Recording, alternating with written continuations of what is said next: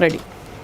Hello everyone, good evening you all. सबका बहुत बहुत स्वागत है एक बार फिर से आपके एग्जामपुर चैनल से पर। हम हैं एग्जामपुर कलम से क्रांति। शगुन मैम का सेशन शाम के 6 वाला है ना, केमिस्ट्री सेशन। बहुत सारे बच्चे आ चुके हैं, बहुत सारे बच्चे जुड़ चुके हैं। सबका बहुत बहुत स्वागत है।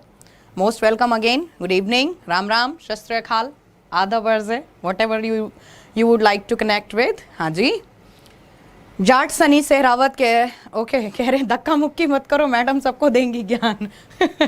ठीक है, हाँ भाई, ओके धक्का मुक्की नहीं। चलो, Nayab Tripathi, Ankit Arya, Exampur warrior, very good. Jai Singh, Rajo, Renu, Shaurya, technical Azhar, okay love you all. Innocent Jat, Jayesh Tiwari, technical Azhar, very good. Shivani, Abhishek, Nekpal, Ankit, Sweety, Anoop, और ये कौन आया? शगुन मैम का लाडला Shobhit. Okay, God bless you बच्चा। आई एम वेनॉन, ओके जी, राधे राधे। शौर्य, संजय यादव, ज्योति गुप्ता, निखिल चौधरी, मिनी, काजल पाठक, अश्विनी, संजीव, हिमानी वैश्य, वेरी गुड इवनिंग। गौरव सूर्यन, दिलीप दिल्लू जी। भाई सबका बहुत बहुत स्वागत है। विपिन, राहुल, श्रीकांत, भावेश, विष्णु, तन्मय, लाल मैम, ओके जी। मैम पहली बार इस तरह पढ़ रहे हैं, इट्स ओके। अभी क्या है, अभी तो शुरुआत है। अभी ऐसे समझो आपका दूसरा या तीसरा मेन चैप्टर ये शुरू हुआ है। नाम है एसिड बेस एंड साल्ट। कल हमने आपसे एसिड बेस और साल्ट चैप्टर स्टार्ट किया था। बहुत सारे बच्चों की कॉपी में ये चैप्टर पहुंच जाए, ठीक है, तो इस सेशन को फटाफट से शेयर मार दीजिए, क्योंकि मैं ये चाहती हूं कि जो भी चीजें यहां हम आपसे डिस्कस कर रहे हैं। एक चीज मैं और बता दूं, तुम लोग जब कॉपी में नोट्स बनाते हो तो थ्योरी, जैसे एमसीक्यूज जो डिस्कस करती हूं, उस एक रजिस्टर को आधा आधा बांट लेना। एमसीक्यूज अलग रखना और थ्योरेटिकल पोर्शन अलग रखना। इतने तो समझदार हो यार। ठीक है, आज इसका पार्ट 2 डिस्कस करेंगे। कल को जो पढ़ाया था उसके आगे प्रोसीड करेंगे। अम्ल, क्षार एवं लवण थोड़ा सा जान लेते हैं इस आने वाले बैच के बारे में। ठीक है, ये नया बैच आया हुआ है, किसका नाम है? एकलव्य। किसके लिए? एनटीपीसी जो ग्रुप डी की भर्ती है ना। इसकी टैगलाइन रखी गई है गुरु दक्षिणा, बिकॉज इसकी फीस गुरु दक्षिणा जैसी रखी गई है, जिसमें सभी आपके एक्सपीरियंस फैकल्टीज आपको टीच करेंगे। और इसमें हम कहीं ना कहीं वीडियो लेक्चर्स के साथ आपको complete PDF with the theoretical explanation आपको चीजें प्रोवाइड की जाएंगी with the PDF and the test, मतलब मॉक टेस्ट जो आपको अलग से परचेज करने पड़ते हैं, तो उसकी दिक्कत नहीं होगी। ठीक है, ऑलरेडी पुराने बच्चे ये बात बहुत अच्छे से जानते हैं। यहां पर 2 नंबर आपको दिख रहे होंगे। अगर आप कोई भी जानकारी लेना चाहते हो तो इन नंबर पे आप कांटेक्ट कर सकते हो। ठीक है, चलो क्लास को आगे बढ़ाते हैं। बहुत सारी चीजें आज भी हम एमसीक्यू के माध्यम से डिस्कस करेंगे, लेकिन बाद में। क्लास को आगे प्रोसीड करो। बहुत सारे बच्चे आ चुके हैं भाई, सबका बहुत बहुत स्वागत है। Rajkumar, Rohit Chaudhary, Sonu Kumar, Mahoba UP, okay. Mukesh Beniwal, Thakur Sahab, Sweety, very good. Sheetesh Prajapati, good evening, very good evening you all. Sanjana, Ravi, Sonu, बहुत सारे बच्चे आ चुके हैं। फटाफट कॉपी खोलो और चीजें नोट करना शुरू करो। कल हमने आपसे क्या क्या चीजें डिस्कस की थी? वही बेसिक चीजें। क्या? आर्हीनियस की थ्योरी जो कहती थी कि वह सभी पदार्थ जो कि जल में घुलने पर हाइड्रोजन आयन मुक्त करते हैं, वह सभी पदार्थ जो जल में घुलने पर हाइड्रोजन आयन मुक्त करते हैं, एसिड्स कहलाते हैं। क्या कहलाते हैं? अम्ल कहलाते हैं। ये कल हम डिस्कस कर चुके हैं आपसे, है ना। और इसी तरीके से मैंने आपको बताया था कि वह सभी पदार्थ जो जल में घुलने पर हाइड्रोक्साइड आयन मुक्त करते हैं, वह सभी पदार्थ जो जल में घुलने पर हाइड्रोक्साइड आयन मुक्त करते हैं, मतलब जैसे कास्टिक सोडा, है ना, और मतलब जैसे पोटेशियम हाइड्रोक्साइड, ये उसका लिख दिया है। ये लिखा गया है HCl का, और ये लिखा गया है नाइट्रिक एसिड का, है ना, रिएक्शन। तो कहीं ना कहीं hydrogen ion is the identity of acids and the hydroxide ion is the identity, कि सभी वह पदार्थ जिनमें आपको OH आयन दिखाई दे, इसको हाइड्रोक्साइड आयन बोलते हैं। इसको क्षार के रूप में कल मैंने आपको बताया था। इसी के साथ मैंने आपको बताया था क्या? हाँ, इसी के साथ मैंने आपसे डिस्कस किया था, जस्ट अ मिनट, कहां पे दिक्कत आ रही है? ओके, ठीक है। हाँ, इसी के साथ मैंने आपको बताया था क्या, कि आप जब किसी एसिड के फॉर्मूला में ये कार्बोक्सिलिक ग्रुप देखो, जब किसी एसिड के फॉर्मूला में ये कार्बोक्सिलिक ग्रुप देखो साथ, इसको क्या बोलते हैं, मैंने आपको बताया था कल, कार्बोक्सिलिक ग्रुप इसको बोला जाता है। इसको हम ऑर्गेनिक केमिस्ट्री में बहुत ब्रीफली डिस्कस करेंगे आपसे। इसे कार्बोक्सिलिक समूह बोला जाता है, ठीक है।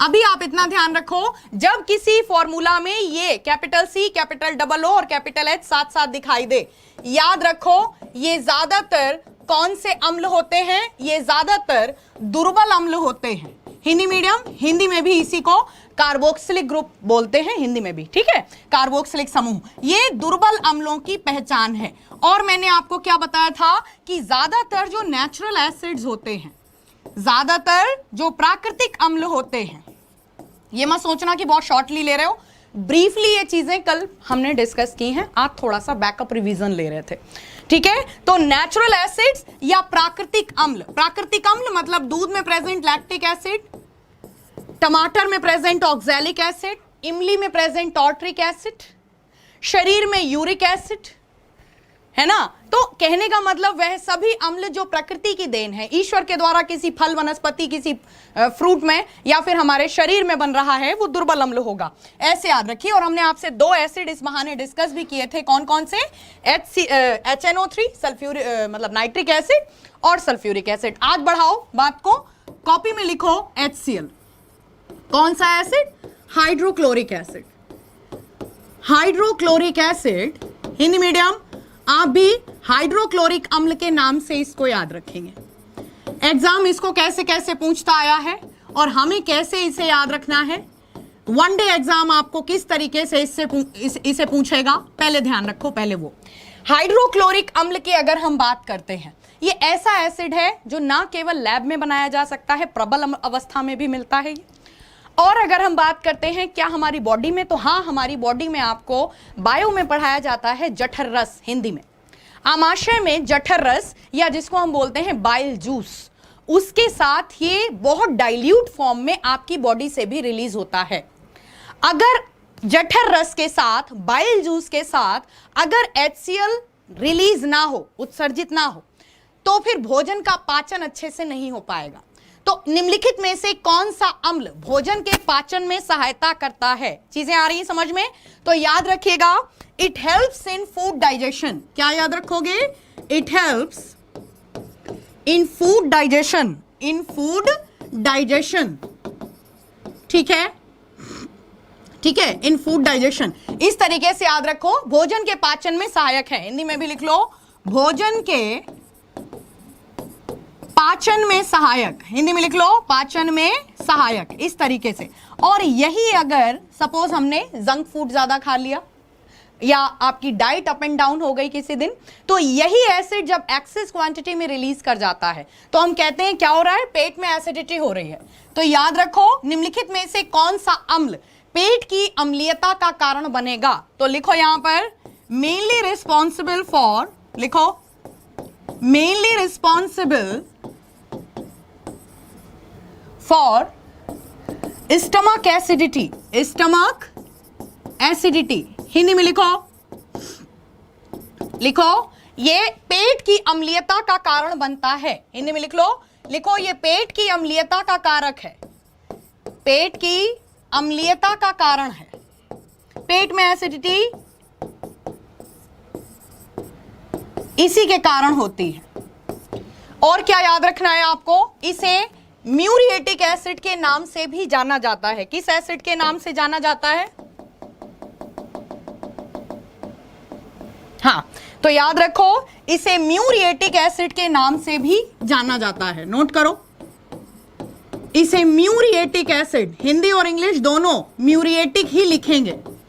म्यूरिएटिक एसिड हिंदी में भी जब आपसे पूछा जाएगा तो इसी तरीके से इसे म्यूरिएटिक अम्ल भी कहते हैं। कहो मैडम ये म्यूरिएटिक क्या होता है, म्यूरिएटिक साल्ट्स बनते हैं कॉमर्शियल लेवल पे। कॉमर्शियल लेवल पर जब भिन्न भिन्न प्रकार के बहुलक वगैरह, मतलब ना केवल प्लास्टिक बनती है डिफरेंट टाइप की, उसमें म्यूरिएटिक साल्ट्स यूज होते हैं। इसके अलावा चमड़ा वगैरह, कहीं पर सिंथेटिक रेशे वगैरह बनते हैं तो म्यूरिएटिक साल्ट्स का यूज होता है। तो याद रखो, इसे म्यूरिएटिक अम्ल के नाम से एग्जाम कई बार पूछ चुका है। ठीक है, तो हाइड्रोक्लोरिक एसिड कैसा एसिड है? वैसे देखा जाए लैब में जब ये निर्मित किया जाता है तो प्रबल अम्ल है, लेकिन बॉडी में आप अब एग्जाम्पल के तौर पे आपसे एग्जाम पूछे HCl is a strong acid और वीक एसिड, तो मेरी बात सुनो ध्यान से, क्वेश्चन को ध्यान से पढ़ना। अगर वो तुमसे क्वेश्चन इस प्रकार से पूछें कि भोजन के पाचन में सहायक हाइड्रोक्लोरिक अम्ल प्रबल है या दुर्बल है, तो याद रखो बॉडी में जो ये रिलीज हो रहा है ये बहुत डाइल्यूट क्वांटिटी में रिलीज होता है, ये एक दुर्बल अम्ल है। ठीक है, क्योंकि अगर ये स्ट्रॉन्ग एसिड होगा तो आपकी, अब वही मैं बोलूंगी कि एसिड अटैक वाला जो एसिड होता है वो होता है स्ट्रॉन्ग एसिड। ठीक है, तो इन चीजों को आप ऐसे याद रखिए। इसी तरीके से नोट करो, लिखो बोरिक एसिड। कौन सा एसिड? बोरिक एसिड, बोरिक अम्ल, इसे याद रखो। ये एक ऐसा एसिड है जो कि कहीं ना कहीं सौम्य अम्ल के नाम से जाना जाता है। ये एक तरीके से देखा जाए तो हमारी स्किन के लिए बहुत अच्छा माना जाता है। जब स्किन से रिलेटेड प्रॉब्लम्स हो जाती हैं, जैसे दाद वगैरह हो जाता है, घमौरियां हो जाती हैं, तो जो पाउडर लिखे जाते हैं, घमौरी नाशक पाउडर का पुराना क्वेश्चन आपसे बनता आया है, तो याद रखो इसे सौम्य अम्ल भी कहते हैं। It is a soft acid, note करो, it is a soft acid. इसे सौम्य अम्ल के नाम से मैचिंग करवाई गई है कई बार आपसे। मिलान करिए कौन सौम्य अम्ल है। ये एक एंटीसेप्टिक एसिड है, यह एक एंटीसेप्टिक एसिड या एंटीसेप्टिक अम्ल के नाम से एग्जाम आपसे कई बार पूछता है, एंटीसेप्टिक अम्ल। ठीक है, इसके अलावा अभी मैंने आपको बताया use to make talcum powder, use to make, इसका प्रयोग घमौरी, हिंदी मीडियम हम लिखेंगे घमौरी नाशक पाउडर। ब्यूटी प्रोडक्ट नहीं है ये मत सोचना ये ब्यूटी प्रोडक्ट है। ब्यूटी प्रोडक्ट का क्वेश्चन बने तो जिंक ऑक्साइड हम टेक करेंगे, वो अभी हम आपसे डिस्कस करेंगे जब हम डिफरेंट साल्ट्स आपसे डिस्कस करेंगे। फिलोसफर वूल, जिंक ऑक्साइड, अभी कंफ्यूज मत हो। अभी आप इतना समझो एंटीसेप्टिक है, ये नाइसिल वगैरह बनाने के लिए यूज होता है, मतलब डर्मिकोल, नाइसिल फॉर घमौरी नाशक, है ना, not for the beauty product, है ना। तो लिखो ये घमौरी नाशक पाउडर बनाने में प्रयोग होता है, पाउडर में प्रयुक्त होता है, लिख लो, शॉर्टली लिख लो, प्रयुक्त होता है। ठीक है, याद रखोगे। और क्या लो नोट करना है, ये सारे क्वेश्चन बोरिक एसिड घुमा फिरा के इतने एग्जाम्स कैसे पूछते आ रहे हैं, उंगलियों पर तैयार करो। ठीक है, और फिर इससे बाहर मैं यही कहूंगी एग्जाम का लेवल देख के चलो, चिंता मत करो, प्रैक्टिस बस करते रहो मेरे साथ, और मुझे कुछ नहीं चाहिए आपसे। अभी कमेंट पे ध्यान देती हूँ, थोड़ा सा कोर्स कवर कर लूं। बोरिक एसिड, हाँ याद रखो, use to make eye drops, use to make eye drops, लिखो। इसे आंखों की दवा बनाने में प्रयोग किया जाता है, लिखो, इसे आंखों की दवा, मैचिंग करवाएगा आपसे या फिर एमसीक्यूज में भी पूछ लेता है। इसे आंखों की दवा बनाने में कौन सा अम्ल आंखों की दवा के उसमें प्रयोग होता है? Boric acid. आईएएस तरुण कह रहे हैं it's okay, please focus on study. Okay जी। ओके, रोमित कह रहे हैं मैम जी मैं आपका लाइव क्लास तो नहीं कर पाता हूं बट आज कर रहा हूं मैं आपका सभी class. God bless you dear, ईश्वर आपको सफलता की हर खुशी से नवाजे। रोहित, जलवीर, ओके। आईएएस शंकर कह रहे हैं मैम पिछले कुछ दिनों से मैं बहुत ही डिप्रेशन में हूं, कोई उपाय बताओ। मस्तराम मस्ती में आग लगे बस्ती में, डिप्रेशन का यही उपाय है। जितना सोचोगे, दूसरों की परवाह करोगे, अपने आप को दूसरों से कंपेयर करोगे, रोजाना शीशे के सामने खुद से कहा करो यू आर वेरी स्पेशल। हर इंसान अपने आप में स्पेशल है और आप भी स्पेशल हो। एक चीज में मुकद्दर आजमा रहे हो, नहीं मिल रहा, कोई बात नहीं, क्या पता तुम्हारी किस्मत में कहीं और बदा हो। ईश्वर ने, बस एक ही चीज याद रखा करो, ईश्वर ने मुंह दिया तो निवाला भी देगा। बस हमारी एक प्रॉब्लम है, हम दुनिया में सब में खुद को ढूंढते हैं, सबसे कंपैरिजन करते हैं, कभी अकेले में खुद से बात नहीं करते। कभी तुमने खुद की सुनी, तुम खुद क्या हो। किसी दिन स्पेशली बात करूंगी इन्हीं टॉपिक्स पे, स्पेशल सेशन लूंगी, क्योंकि आज तो फिर बहुत सारी बातें खिंच जाएंगी। होता है ये मनोस्थिति, हम समझते हैं कंपटीशन एग्जाम के दौरान क्या होती है, घर वालों का प्रेशर, सोसाइटी प्रेशर क्या होता है। सबसे बड़ा आंसरेबल खुद होता है बंदा कि कितना टाइम हो गया। कोई बात नहीं, परेशान होने की जरूरत नहीं है, चलो ठीक है। चलो, तो बोरिक एसिड आप इतने एंगल से याद रखो, ठीक है। इसके अलावा आपसे अगर क्वेश्चन पूछेगा इसका क्वेश्चन पूछता है, किसका? एसिड रेन का क्वेश्चन पूछता है। रिपीटेड क्वेश्चन पूछा जाता है किसका? अम्ल वर्षा का। कॉपी उठाओ, नोट करो। अम्ल वर्षा का क्वेश्चन आपसे पूछा जाएगा। कैसे पूछा जाएगा? गैसें पूछी जाएंगी अम्ल वर्षा के दौरान, अम्ल वर्षा के दौरान एसिड पूछे जाएंगे। याद रखो, एटमॉस्फेयर में दो प्रकार के प्रदूषण पाए जाते हैं, बनते हैं, एक्चुअली पाए नहीं जाते, सब इंसानी करतूत है। क्या? सल्फर डाइऑक्साइड और नाइट्रोजन डाइऑक्साइड जैसे जो वायु प्रदूषक हैं एटमॉस्फेयर में, है ना, ये पॉल्यूशन क्या करते हैं? इनको जब निश्चित तापमान मिलता है तो ये किससे रिएक्शन कर लेते हैं? वाटर वेपर और ऑक्सीजन से रिएक्शन करके ये बनाता है क्या? ये बनाता है H2SO4 मतलब सल्फ्यूरिक एसिड, और ये बना लेता है नाइट्रिक एसिड। मेरी बात ध्यान से सुनना। और एग्जाम फिर अगर आपसे पूछे कि निम्नलिखित में से कौन सी गैसें अम्ल वर्षा का मुख्य कारक हैं, तो लिखो गैसें एसिड रेन का रीजन या एसिड रेन का कारक। ठीक है, इंग्लिश मीडियम हम लिख सकते हैं responsible gases for acid rain. ठीक है, and these are the responsible gases for acid rain and these are the responsible acids for acid rain. Responsible acids for acid rain. तो अम्ल वर्षा का कारण निम्नलिखित में से कौन से अम्ल होंगे? अगर ऑप्शन में सल्फ्यूरिक एसिड और नाइट्रिक एसिड दोनों दे रखा है तो बोथ का ऑप्शन ढूंढिए, और फिर भी सपोज 1% हमें एक ही चूज करना है तो फिर आप इसके साथ जा सकते हो। क्यों मैम? बिकॉज मेजॉरिटी के तौर पर ये मैंने आपको नाइट्रोजन की सिचुएशन बहुत अच्छे से समझाई थी। नाइट्रोजन के कंपाउंड्स एटमॉस्फेयर में एक तो जल्दी बनते नहीं, लीस्ट रिएक्टिव गैस है, और बनते हैं तो इतनी जल्दी रिएक्शन करते नहीं। बनती हैं दोनों गैसें, लेकिन अगर आपको एक टिक करना पड़े तो आप सल्फ्यूरिक एसिड के साथ जा सकते हो। अगला क्वेश्चन जल्दी से देखो। एसिड रेन का पुराना क्वेश्चन बनता है आपसे मार्बल कैंसर का। किसका बनता है आपसे? मार्बल कैंसर का क्वेश्चन बनता है। इसको ताजमहल के पीलेपन के नाम से, ताजमहल का पीलापन, कई बार आपसे एग्जाम पूछ चुका है ना, ताजमहल का पीलापन। याद रखो, ये रहा ताजमहल जिसको कैल्शियम कार्बोनेट बोलते हैं, चूना पत्थर, कैल्शियम कार्बोनेट। पत्थर के ऊपर जब अम्ल वर्षा में प्रेजेंट सल्फ्यूरिक एसिड का प्रभाव पड़ता है तो ये बनाता है कैल्शियम सल्फेट। क्या बनाता है? Calcium sulphate. ध्यान से सुनो, आपको रिएक्शन समझनी है, पूछेगा नहीं आपसे रिएक्शन। कैल्शियम सल्फेट बनाएगा, इसके अलावा कार्बन डाइऑक्साइड गैस रिलीज होगी और जल बनेगा। ये रिएक्शन होती है। तो अगर तुमसे पूछा जाए कि अम्ल वर्षा में कौन सा अम्ल या ताजमहल के पीलेपन का कारण कौन है, समझो, तो याद रखो सल्फ्यूरिक एसिड या अम्ल वर्षा आता कहां से है? आता तो एसिड रेन के साथ ही है। कोई स्पेशली थोड़ी ना छिड़काव करने जाता है सल्फ्यूरिक एसिड का ताजमहल पे। समझ में आ रही मेरी बात? तो ताजमहल का पीलापन किसके कारण है? क्योंकि चूना पत्थर के ऊपर जब सल्फ्यूरिक एसिड का प्रभाव पड़ता है तो ये कैल्शियम सल्फेट बना लेता है, और इसको हम मार्बल कैंसर बोलते हैं। तो मार्बल कैंसर का केमिकल फॉर्मूला क्या है? CaSO4। क्या फॉर्मूला है? CaSO4। निम्नलिखित में से कौन ताजमहल के पीलेपन का कारण बनता है? याद रखिएगा, ठीक है।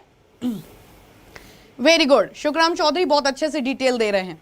खुशी पांडे, नित्या सिंह, नितेश सिंह, राव साहब, वेरी गुड, बहुत अच्छा जा रहे हो मैम। पिछले कुछ दिनों से मैं ओके, ठीक है ठीक है ठीक है, ओके, चलो बात करते हैं। तो आपको एसिड रेन ऐसे याद रखो, मोस्ट प्रोबेबली इससे बाहर नहीं जाएगी। गैसें पूछेंगे, एसिड पूछेंगे, मार्बल कैंसर पूछेंगे, है ना। और इसका इलाज क्या है मैम? पीला हो जाए पत्थर, इसका इलाज है सिर्फ और सिर्फ घिसाई। आंगन का पत्थर, बाथरूम का पत्थर घरों में पीला हो जाता है, क्या करवाते हो? घिसाई। घिसाई इलाज है। लेकिन ताजमहल की अगर हर साल घिसाई कराई जाएगी है तो नेशनल मॉन्यूमेंट है। समझ रहे हो मेरी बात? तो इसी तरीके से एसिड रेन का, और इसी तरीके से आपसे क्वेश्चन बनता है किसका?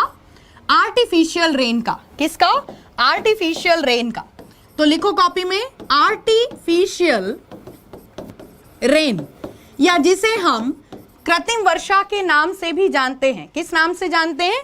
जिसे हम कृत्रिम वर्षा के नाम से भी जानते हैं। कृत्रिम वर्षा, क्या होता है कृत्रिम वर्षा, जल्दी से देखिए। एटमॉस्फेयर में जब कोई, सपोज एग्जाम्पल के तौर पे, कोई जहरीली गैस फैक्ट्री से रिलीज हो गई और लोग मरने लग गए किसी पर्टिकुलर क्षेत्र में, तो वहां पर क्या उपाय है? वहां पर वर्षा हो जाए, यही उपाय है। तो कृत्रिम वर्षा क्या होती है? बादलों के ऊपर छिड़काव कराया जाता है सिल्वर आयोडाइड, नमक और ड्राई आइस का। मेरी बात सुनो ध्यान से, मतलब सॉलिड CO2, सॉलिड CO2। सुनो मेरी बात ध्यान से। बादलों के ऊपर छिड़काव कराया जाता है जब सिल्वर आयोडाइड, NaCl और ठोस कार्बन डाइऑक्साइड का। तो कहीं ना कहीं ये ह्यूमिडिटी क्रिएट करता है एटमॉस्फेयर में और कृत्रिम वर्षा होती है। तो कृत्रिम वर्षा क्या भारत में कभी हो चुकी है? बिल्कुल। भोपाल गैस त्रासदी का क्वेश्चन आप पढ़ते हो, नहीं पढ़ा तो हम पढ़ाएंगे। भारत में भोपाल में सन 1984 की बात है, वहां पर मिथाइल आइसोसाइनेट गैस आप पढ़ते हो, जाना माना क्वेश्चन है। तो वो गैस जब रिलीज हुई थी तो वहां पर क्या कराना पड़ा था? वहां पे कृत्रिम वर्षा करवानी पड़ गई थी। यही उपाय होता है। थोड़े दिन पहले तुम पॉलीस्टाइरीन गैस सुन रहे थे, कहाँ माइंड से स्लिप हो रहा। अरे अभी लॉकडाउन के दौरान पॉलीस्टाइरीन गैस किस फैक्ट्री में, रबड़ की फैक्ट्री में रिलीज हो गई थी। इन गैसेस का बहुलक जहां पे बनते हैं, रबड़ रबड़ बनती है, ये अगर रिलीज हो जाते हैं, अब सपोज इस कमरे में अगर लैब में रिलीज हो जाए, स्टूडियो में, तो आप क्या करोगे? स्टूडियो में आप पानी, फायर ब्रिगेड से पानी छुड़वा दोगे। लेकिन जब पूरा पूरा 23, 24, 25 किलोमीटर में फैल गई ये चीज, फिर क्या करोगे? कृत्रिम वर्षा। It is a costly project. तो आपको क्या याद रखना है? नोट करो, लिखो silver iodide, Hindi medium, silver iodide और सोडियम क्लोराइड, मतलब नमक, ठीक है, सोडियम क्लोराइड तथा शुष्क बर्फ का प्रयोग। किसका? शुष्क बर्फ का प्रयोग कृत्रिम वर्षा में किया जाता है। किसमें किया जाता है? कृत्रिम वर्षा में किया जाता है। चीजें आई होप सो समझ में आ रही हैं। अभिनंदन, अब्दुल बारिक, मोनिका यादव, शुभम यादव, अंजू शर्मा जी, मैम आपकी लाइव क्लास लेती हूँ, गॉड ब्लेस यू। गुलशन सरोज, राम रहीम पंचकूला वाले, अच्छा जी। शिवी शर्मा, ओके ओके, ठीक है ठीक है। मोनिका यादव, छोटू, जलराम मीना, भाई सबका बहुत बहुत स्वागत है। चीजें ओके। विशाखापट्टनम में हुआ था, अमित बिहारी ने बताया है, एब्सोल्युटली राइट। विशाखापट्टनम में हुई थी, पॉलीस्टाइरीन की घटना हुई थी। समझ गए ना मेरा इशारा? तो वो बात अलग है, मीडिया ने बताया नहीं कितने मरे। मेरी बात समझना, मीडिया के तो रोल से मैं बहुत परेशान हूं आजकल। मेरा मन ही नहीं करता टीवी देखने का। छोड़ो, गुस्सा कहीं और निकल जाएगा। बताया ही नहीं कितने मरे। तुम्हें क्या लगता है पॉलीस्टाइरीन पब्लिक पूरे वो जो आसपास लगे गांव थे, सब में फैल गई थी वो गैस? पता ही नहीं चला, वो मुद्दा दबा दिया गया। छोड़ो, खैर आ जाओ इधर। MCQs कुछ डिस्कस करते हैं, फिर इन चीजों को हम कल की क्लास में आगे बढ़ाएंगे। चलो फटाफट MCQs का जवाब दीजिए और चीजों को नोट करते चलो, जब एक्सप्लेनेशन दूं स्पेशली तब, ठीक है। इसका आइकन नहीं आ रहा।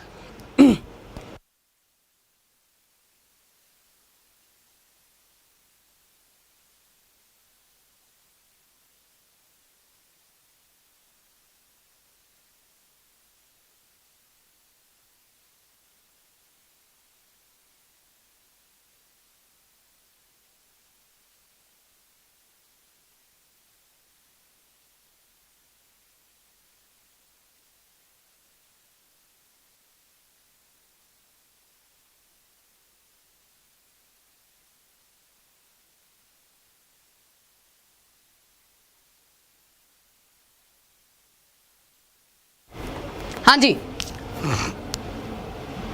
विच of the following is responsible for marble cancer? जल्दी से आंसर दो। इनमें से कौन सा अम्ल मार्बल कैंसर के लिए उत्तरदायी है? इनमें से कौन सा अम्ल मार्बल कैंसर के लिए उत्तरदायी है? जल्दी से जवाब दो। इनमें से कौन सा अम्ल एक मिनट रुको।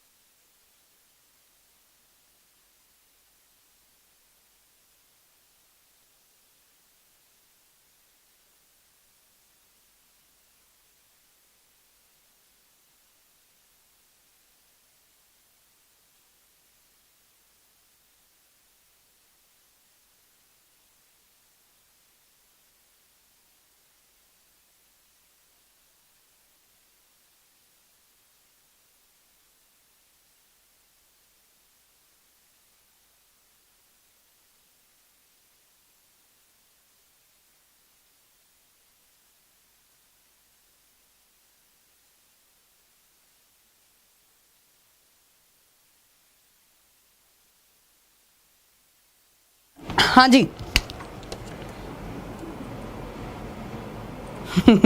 ओके, साथ साथ क्वेश्चन भी उसमें लिख देते हैं, सही, वेरी गुड। चलो जल्दी से बताओ पहला क्वेश्चन, थोड़ा सा ये टेक्निकल इश्यू हो रहा था, माफ करिएगा। पहला क्वेश्चन जल्दी से आंसर दीजिए। Acid used to make eye drops, आवाज आ रही है प्रॉपर, कोई दिक्कत तो नहीं? हाँ जी आवाज आ रही है प्रॉपर। पहला क्वेश्चन बताओ जल्दी से। हाँ ये तो अभी मैंने आपको बताया था, क्या कह रहे हैं, क्या हो गया मैम? कुछ नहीं हो गया, थोड़ा सा टेक्निकल इश्यू था। हाँ जल्दी से बताओ, वेरी गुड। नो वॉइस, अभी तो आ रही होगी आवाज। हाँ जल्दी से आंसर दो, वेरी गुड। हाँ जल्दी से आंसर दो। Acid used to make eye drop, इनमें से किस अम्ल का प्रयोग आंख की दवा बनाने में किया जाता है? तो याद रखो, अभी बताया था मैंने कि बोरिक एसिड का प्रयोग, बोरिक अम्ल का प्रयोग, इसको मैंने बताया था टेल्कम पाउडर, है ना, टेल्कम पाउडर आई ड्रॉप बनाने के लिए, और एंटीसेप्टिक एसिड है ना, इस तरीके से बताया है। तो याद रखिए boric acid is the right answer. अभी तो दिक्कत नहीं आ रही, होप सो कि साउंड प्रॉब्लम नहीं हो रही है, ठीक है। जल्दी से अगला क्वेश्चन देखिए।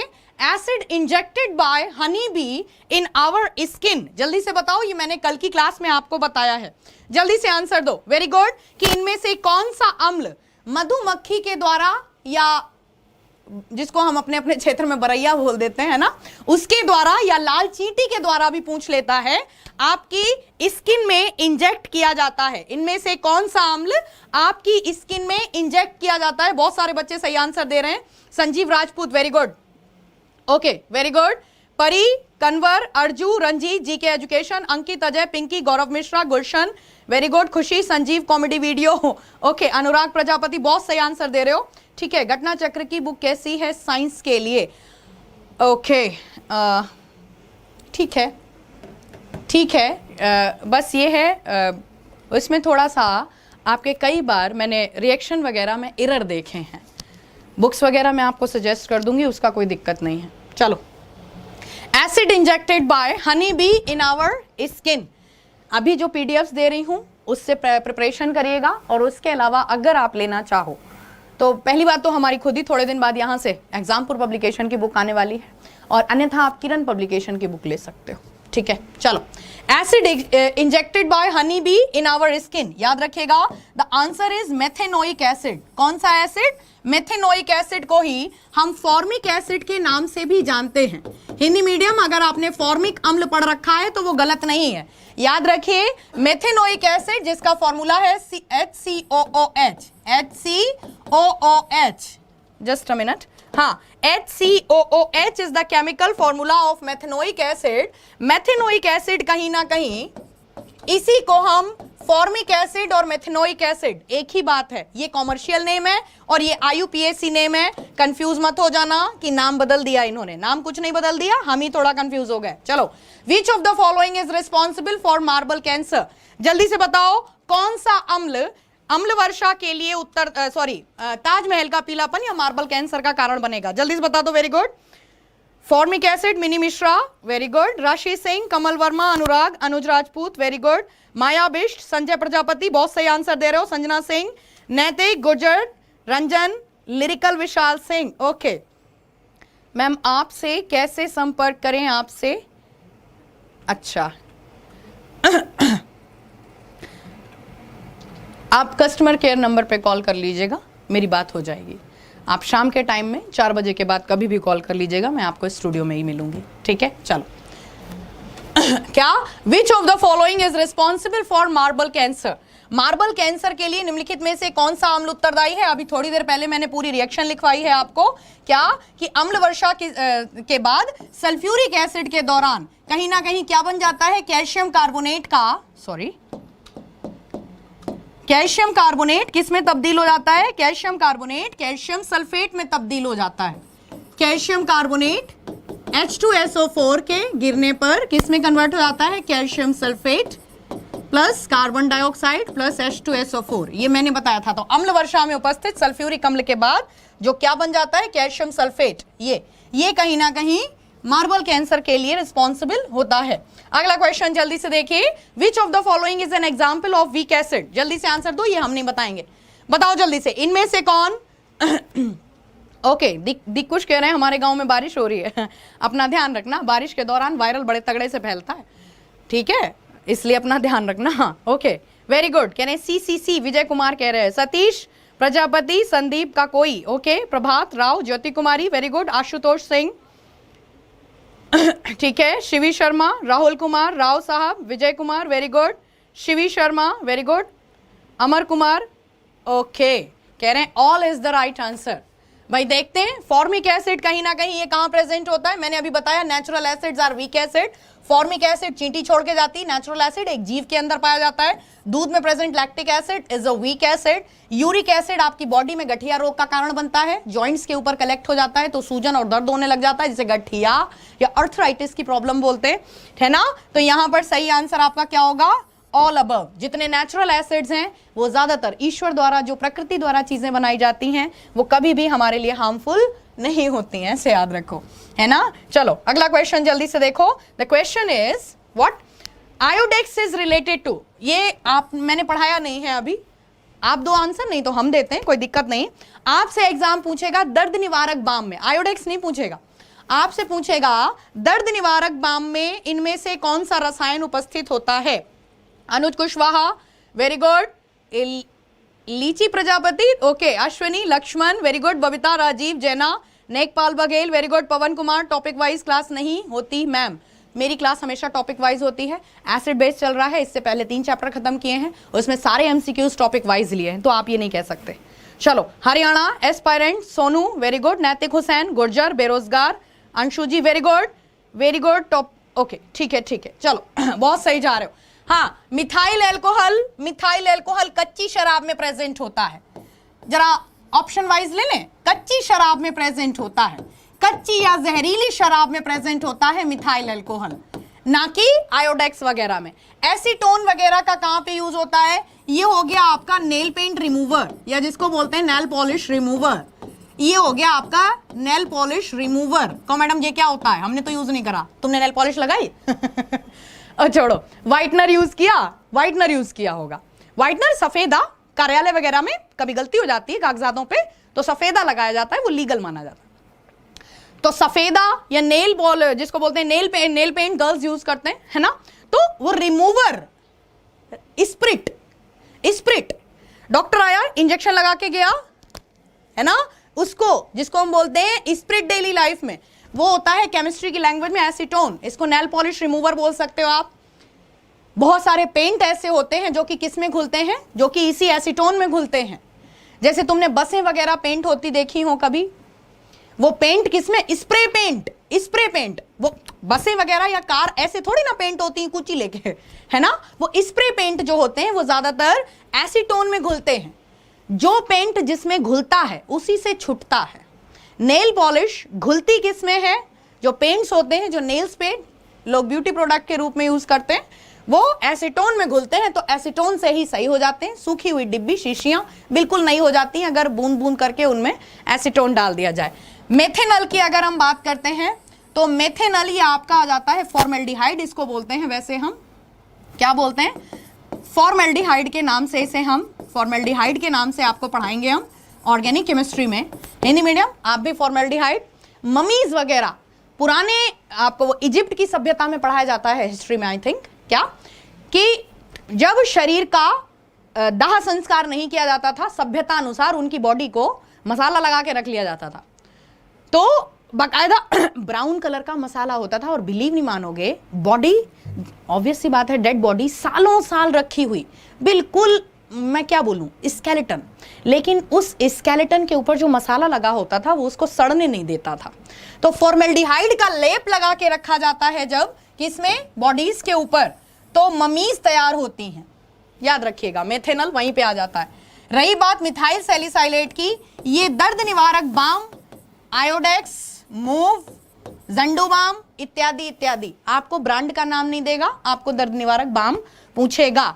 और एक क्वेश्चन यहीं पर नोट कर लो बच्चा, याद आ गया तो बता देती हूं, मिथाइल सैलिसाइलेट को ऑयल ऑफ विंटरग्रीन के नाम से भी जाना जाता है। किस नाम से जाना जाता है, नोट करो यहीं पे, इसे ऑयल ऑफ विंटरग्रीन के नाम से भी जाना जाता है। हिंदी मीडियम आप भी ऑयल ऑफ विंटरग्रीन, विंटरग्रीन का तेल मत लिख लेना, ठीक है, ऑयल ऑफ विंटरग्रीन। क्यों? जैसे यूकेलिप्टस होता है, बड़े बड़े ऊंचे ऊंचे पेड़, वैसे ही विंटरग्रीन नाम का एक पेड़ होता है, उसके तने पर जब जैसे गोंद बनता है, रबड़ बनती है, लेटेक्स निकलता है। थोड़ा जनरल नॉलेज अच्छी है तो समझ रहे होगे मेरी बातें, कि पेड़ के तने पर जब छुरा मारा जाता है विंटरग्रीन पेड़ पे, तो एक लसलसा पदार्थ निकलता है, उस तेल का प्रयोग होता आया है विंटरग्रीन तेल, oil of wintergreen, methyl salicylate को रासायनिक भाषा में बोला जाता है। चीजें क्लियर? चलो अगला क्वेश्चन जल्दी से देखो। क्वेश्चन क्या है आपका? Coagulation is related to, coagulation, ये साल्ट का क्वेश्चन चला गया, फटाफट आंसर दो। स्कंदन किससे संबंधित है? एक बात बताओ, खून निकलता है, नाई की दुकान पे गए दाढ़ी बनवाने और खून निकला, उसने तुरंत वहां पर क्या लगा दिया भाई? ओके, इतना लंबा लंबा। Nitesh Mishra official, good evening ma'am, मैं स्टडी करने में बहुत वीक था बट आपका क्लास लेके, God bless you Nitesh, God bless you, ईश्वर आपको बहुत सारी तरक्की दे। फॉर्मेल्डिहाइड को लाश पर लगाया जाता है जिससे मृत शरीर सड़ता नहीं है। शुभम बघेल बता रहे मेरे बच्चे इतने स्ट्रांग हो गए हैं, I am proud of you all, seriously चीजें इतने अच्छे से कवर करते हो, the catching power is very good. Seriously मैं तो पढ़ाती ही अपने अंदाज में हूं, लेकिन आप लोग कैच बहुत अच्छे से करते हो, इसके लिए मेरी तरफ से आपके लिए जितना अप्रिसिएशन करूं, बहुत अच्छा, गुड लक, बहुत अच्छा जा रहे हो बच्चा। चलो, कोगुलेशन इज रिलेटेड टू, नाई की दुकान पे फिटकरी मैडम ने बताई थी, जल्दी से टिक कर दो। है ना, कि ब्लेड अगर लग जाए तो वहां पर जल्दी से क्या लगा दिया जाता है? ब्लेड लगने पर तुरंत वहां पर फिटकरी लगा दी जाती है जिससे खून बहना बंद हो जाए, रक्त का बहाव बंद करने के लिए। याद रखो कि ये रक्त का थक्का जमाने के लिए जानी जाती है, मतलब रक्त का थक्का, जिसे आपको बायो की लैंग्वेज में ब्लड क्लॉटिंग पढ़ाया जाता है, ब्लड क्लॉटिंग के नाम से पढ़ाया जाता है। हाँ जी, क्यों ब्लड क्लॉटिंग के नाम से पढ़ाया जाता है आपको, और एंटीकोगुलेंट के नाम से भी पढ़ाया जाता है कि रक्त की तो प्रवृत्ति है कि जैसे ही निकला वैसे ही जम गया, तो रक्त का स्कंदन ना हो जाए, इसलिए हिपेरिन का यूज किया जाता है। ये आपको बायो में पढ़ाया जाता है। आपने वो सुना होगा बाईपास सर्जरी, मेरी बात सुनो, ये तो चलता रहेगा, ये तो बहुत सारा मसाला हम डिस्कस करेंगे। बाईपास सर्जरी मतलब पूरी पूरी बॉडी का जब ब्लड बदला जाता है, ब्लड जब अशुद्ध हो जाता है, तो मशीन के माध्यम से बॉडी को, ब्लड को निकाल के और उसको प्योरीफाई करके अगली तरफ से मतलब फिर डाला भी जाता है, समझना मेरी बात। लेकिन इस पूरी प्रक्रिया के दौरान ब्लड का थक्का ना जम जाए, तो कौन एंटीकोगुलेंट के तौर पर प्रयोग किया जाता है? ये बायो का क्वेश्चन आपसे बनता है। कौन मैडम आप तो बायो में चले गए, अरे तो क्या हुआ, साइंस अक्सर ऐसा कर देती है कि आपको दो सब्जेक्ट को आगे पीछे लाके खड़ा कर देती। तो क्या हिपेरिन, वो आपको फिर हिपेरिन पढ़ाते हैं आपको बायो में। तो जल्दी से देखो, रक्त का थक्का जमाने के लिए किसका यूज होता है? एलम, फिटकरी का प्रयोग होता है साल्ट के रूप में। केमिस्ट्री में जब एलम पूछी जाएगी तो रक्त का थक्का जमाने के लिए पूछी जाएगी। इस प्रक्रिया को क्या बोलते हैं? इसको स्कंदन या कोगुलेशन के नाम से जाना जाता है। स्कंदन या कोगुलेशन के नाम से जाना जाता है। नोट करना चाहो तो फॉर्मूला नोट करो, चाहो नहीं नोट करो, it's my order. K2SO4 Al2SO4 का होल थ्राइस 24H2O फॉर्मूला पूछेगा आपसे। इसे पोटेशियम सल्फेट तथा एल्यूमिनियम सल्फेट का सल्फेट लवण, डबल साल्ट होता है। कैसा साल्ट होता है? Double. One salt is potassium sulphate and second is aluminium sulphate. Water molecule कितने होते हैं? कई बार तुमसे जय पूछ लेता है, रेलवे वालों से कई बार पूछा जा चुका है, असिस्टेंट लोगों, पायलट वालों से पूछा गया था कि फिटकरी में जल के अणुओं की संख्या बताओ, तो कितने दिख रहे हैं तुम्हें? 24। पोटाश फिटकरी में जल के मॉलिक्यूल मतलब वाटर मॉलिक्यूल्स की संख्या बताओ, तो पोटाश फिटकरी में वाटर मॉलिक्यूल कितने होते हैं? 24। ये कैसा साल्ट है? ये एक डबल साल्ट है। कैसा साल्ट है? द्विक लवण है। कैसा लवण है ये द्विक लवण है, डबल साल्ट है। ये एक प्रकार का द्विक लवण है। समझ में आ रही है? छोटी छोटी सी चीजें हैं, लेकिन क्वेश्चन ऐसे ही बनेगा। रक्त का थक्का जमाने के लिए फिटकरी को जाना जाता है। Powder extinguisher is related to, ये मैं कई बार बता चुकी हूं, आज मैं नहीं बताऊंगी, जल्दी से बताओ, तुम बताओगे। Very good very good. Baneet Jayral, very good. Anurag Prajapati, Mohit Chauhan, ओ मैडम मन्ने थारी क्लास बड़ी अच्छी लाग रही।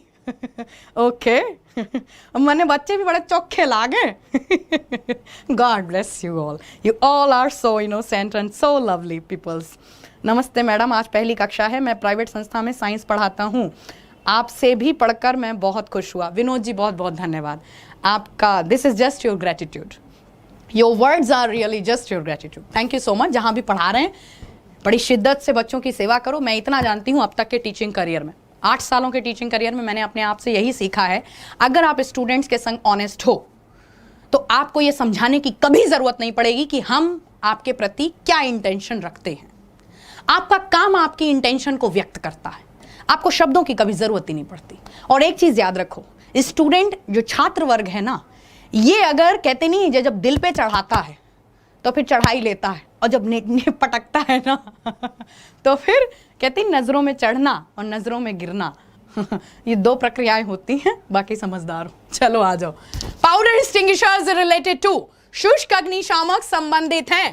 पेट्रोल पंप पर लटकी हुई 4 बाल्टियां, जल्दी से याद करो। पेट्रोल पंप की 4 बाल्टियों में क्या भरा देखा?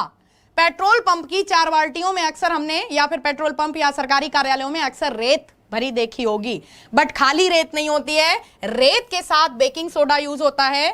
3:1 का कॉम्बिनेशन होना चाहिए। अगर आपने किसी मेडिकल स्टोर वगैरह से पैकेट खरीदा है शुष्क अग्निशामक का, पाउडर एक्सटिंग्विशर का, तो उसमें 3 हिस्सा रेत मिलेगी और 1 हिस्सा बेकिंग सोडा मिलेगा, मतलब NaHCO3 मिलेगा, सोडियम बाइकार्बोनेट जिसे बोलते हैं। किचन में हम मीठे सोडे के नाम से इसका प्रयोग करते हैं। तो ये जाना माना क्या है, ये अग्निशामक हैं दोनों। तो आंसर क्या होना चाहिए? ए और बी बोथ, ए और बी बोथ। आप लोग सोच रहे हो कि मैम बेकिंग सोडा तो ब्रेड रेड बनाने में यूज होता है, केक बनाने में यूज होता है, ये यहां क्या कर रहा है?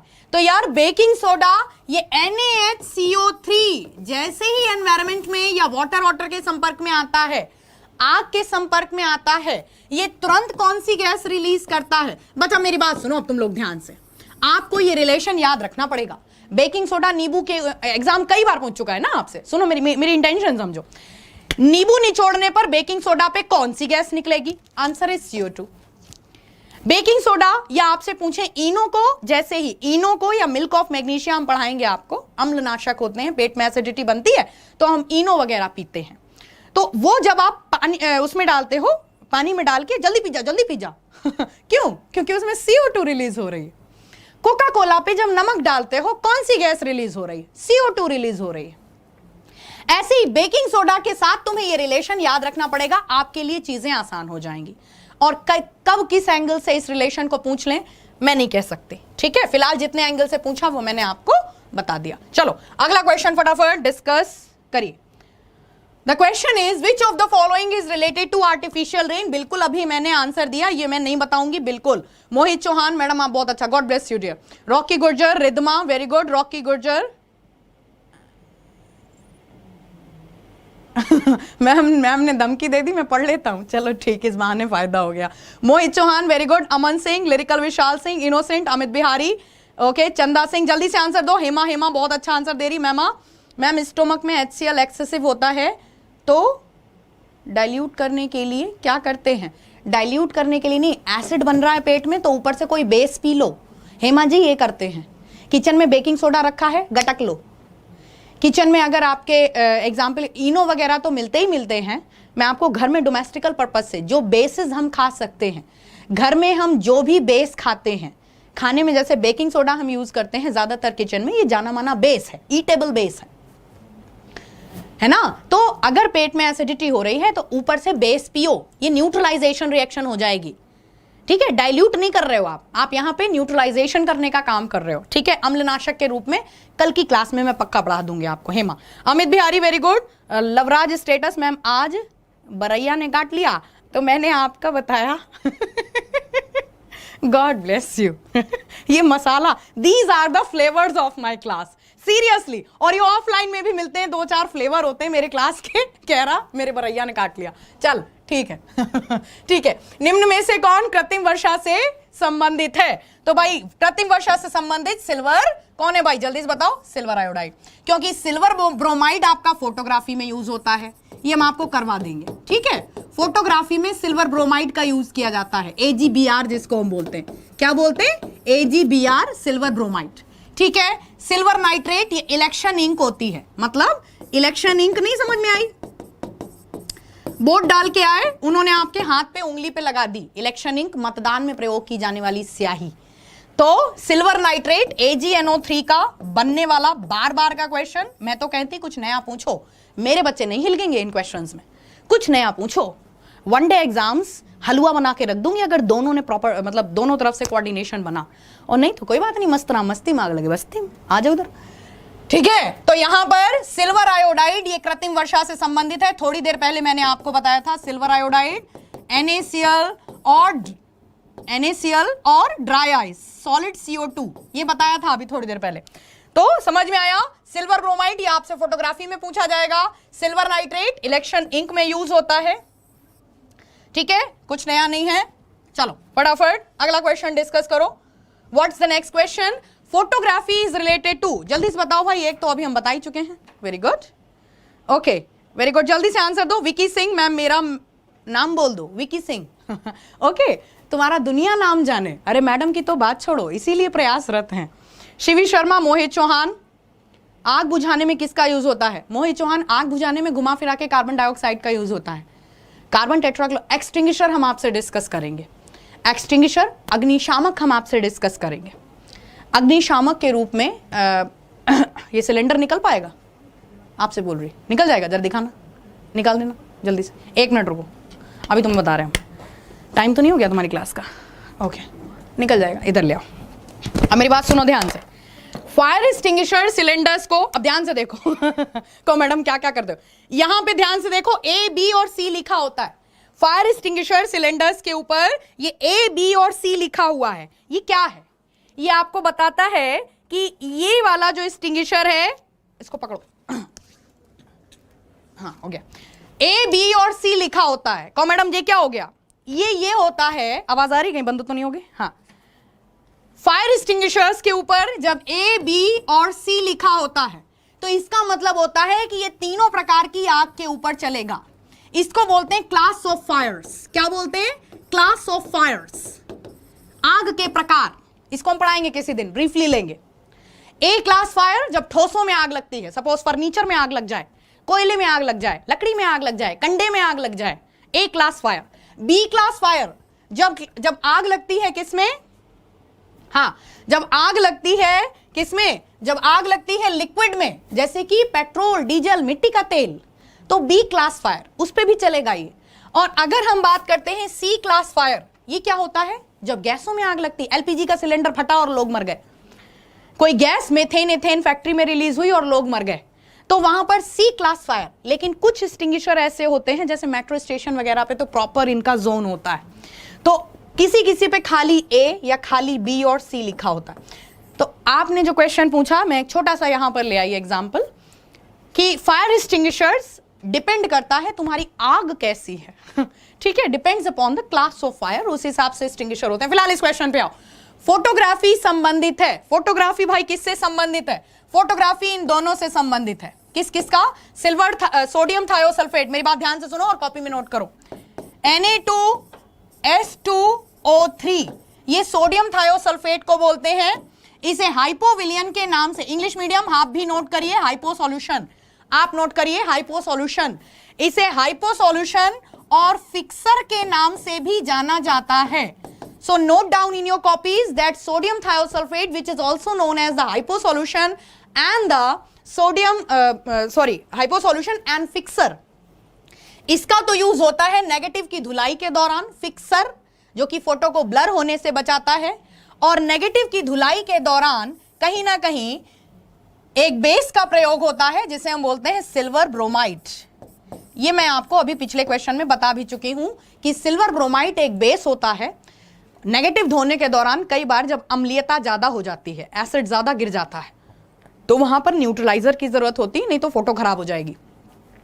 और कल की क्लास में शायद याद है मुझे, मैंने आपको बताया था ऑक्सैलिक एसिड बेसिकली यूज होता है नेगेटिव की धुलाई के दौरान। तो फोटोग्राफी के कितने क्वेश्चन याद रखोगे? इधर आओ, फोटोग्राफी के कितने क्वेश्चन याद रखोगे? Oxalic acid used in photography, hypo solution, fixer and sodium thiosulphate, ये तीनों एक ही बातें हैं।